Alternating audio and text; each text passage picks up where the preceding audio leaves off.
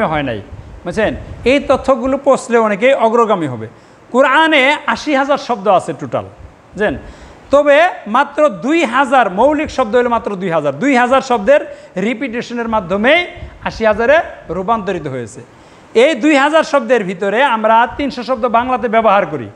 আল্লাহ, নবী, রাসূল, জান্নাত, জাহান্নাম, হায়াত, মউত, এইরকম শব্দ আছে ৩০০। এগুলো আমাদেরকে শিখা লাগবে না। এরকম এই শব্দগুলো কোরআনে ব্যবহার হয়েছে প্রায় ২০,০০০ বার, ঠিক আছে? ১২৫টা শব্দ আছে সিলেক্টেড, যেটা আসছে কোরআনে ৪০,০০০ বার, অর্ধেক, বুঝছেন? যেমন মনে করেন যে মিন সবচেয়ে বেশি আসছে হলো মিন, মিন মানে হলো থেকে। তারপরে ইন্না, ইন্না মানে হলো নিশ্চয়ই। তারপরে ইজা, ইজা মানে হলো যখন, বুঝছেন? তো এই শব্দগুলো কোরআনে অনেকবার করে আসছে। এই ৩টে শব্দই প্রায় ১০,০০০-এর মতো আসছে, বুঝছেন? এরকমভাবে কিছু আয়াত আসছে খুবই সহজ, অনেকবার করে আসছে। তো এই জন্যে শব্দ ভাণ্ডার বাড়াইতে হবে। আমরা যদি দেখা যাচ্ছে যে এই ১,০০০ শব্দ রিপিটেশন হয় নাই, এই ১,০০০ শব্দ না বুঝলেও মানুষ কোরআনকে অনুধাবন করতে পারে, কোরআনের সরল অনুভবটা অনুধাবন করতে পারে। তা ৩০০ শব্দ আমাদের বাংলা জানাই আছে, ৭০০ শব্দ আমাদেরকে শিখতে হবে। ৭০০ শব্দ শিখলে এত সহজ হবে, তখন ওই বাকি ১,০০০ শব্দ যেটা কঠিন রিপিটেশন হয় না, এটা জানাটা সহজ হবে, বুঝলেন? গবেষকরা বলছে কেউ যদি প্রতিদিন ৫টা করে শব্দও শিখে, তাহলে সে ৭ মাসের ভিতরে সব শব্দগুলো শিখে ফেলতে পারবে, বুঝলেন? তখন সে আরবি ব্যাকরণ জানলে কোরআন জানার মধুরতাটা অনেক বেড়ে যাবে, কোরআন বুঝার মধুরতাটা।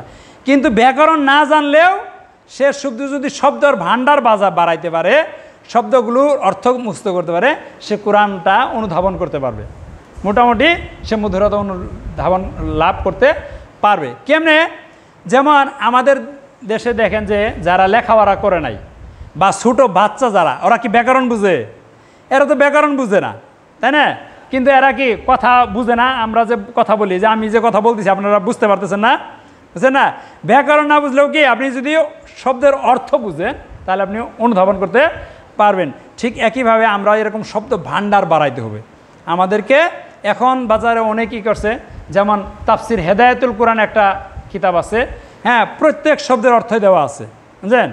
এবং আপনার এই ইন্টারনেটে যদি দেখেন, আপনার এই 50 ভাগ শব্দের সংক্ষিপ্ত অভিধান ছোট্ট একটা বই আছে, এখান থেকে বা আপনার ফেসবুকে বা ইন্টারনেটে কোরআন বোঝার সহজ উপায় দিয়ে সার্চ দিলে এরকম অনেক ক্লাস আসে, যেগুলোর মাধ্যমে এরকমভাবে শব্দগুলো শেখানো হয়।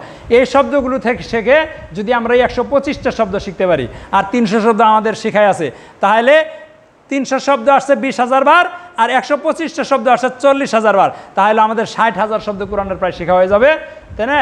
তাহলে বাকি ১,০০০ শব্দগুলো আমাদের শিখলে আমরা কোরআন অনুধাবন করতে পারবো। এই জন্য আমাদেরকে কী করতে হবে? এই ১ নম্বরে আল্লাহর সন্তুষ্টি লাভের উদ্দেশ্যে মুত্তাকি হয়ে জান্নাত লাভের জন্য নিয়ত করতে হবে, এবং আমাদেরকে প্রতিদিন এই কোরআনের শব্দগুলো শিখতে হবে। যারা কোরআন পড়তে পারে না, আগে তাদেরকে কোরআন পড়া শিখতে হবে। পড়া শেখার পরে, বা এখন যারা কোরআন পড়তে পারে, তাদেরকে কোরআনের এই শব্দগুলো শিখতে হবে। কোরআন শব্দ শেখার পরে তারপরে আমাদেরকে ২ নম্বরে হলো কোরআন অনুধাবনের জন্য যারা পারি তারা আমাদেরকে ব্যাকরণ শিখতে হবে। ব্যাকরণ শিখতে পারলে আমাদেরকে কি এই মধুরতা অনেক বেড়ে যাবে। আপনি আজকেও দেখবেন, মানে রাসূল সাল্লাল্লাহু আলাইহি ওয়াসাল্লাম তো সালাতের ভিতরে বা সালাতের বাইরে কোরআন পড়ে শুনে কাঁদতেন, হ্যাঁ, সাহাবারা রাদিয়াল্লাহু আনহুরা কাঁদতেন, কিন্তু আমরা কাঁদি না। অথচ নেটে দেখবেন আরব বিশ্বের এরকমভাবে সালাতের ভিতরে ঝরঝর করে কাঁদতেছে। ফিলিস্তিনের একজন ইমাম আছে, হ্যাঁ, গাসসানার সুরবাজি লেখে যদি আপনারা সার্চ দেন, দেখবেন যে এরকমভাবে সালাতের ভিতরে এত সুন্দর মধুরভাবে তেলাওয়াত করতেছে, পিছনে হাজার হাজার মুসলিম ভাইয়েরা এরকমভাবে ঝরঝর করে কাঁদতেছে, বুঝছেন? তো এই মধুরতা অর্জন করতে হলে আমাদেরকে কি করতে হবে? কোরআনের ব্যাকরণ শিখতে হবে, বুঝছেন? ৩ নম্বরে আমাদেরকে